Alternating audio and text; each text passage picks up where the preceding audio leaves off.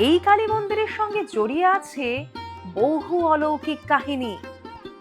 গভীর রাতে এই মন্দির চত্বরে শোনা যায় মায়ের নূপুরের আওয়াজ। काली काली महाकाली काली च परमेश्वरी धर्मार्थमोक्षदे देवी नारायणी नमस्ते। মা আমার নারায়ণী, মা একাধারে কৃষ্ণ, একাধারে আমার কালী, একাধারে শিব এবং একাধারেই গৌরী।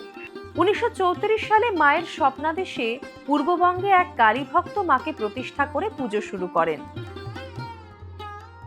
তবে দেশভাগের পর তিনি মাকে নিয়ে কলকাতায় চলে আসেন।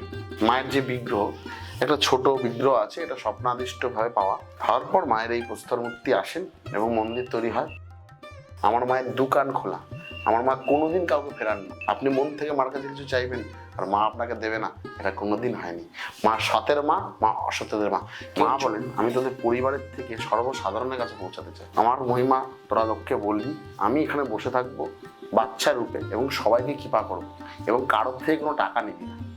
ইছাপুরের খুব কাছেই রয়েছে এই Parameshwari Kalibari. Follow for more.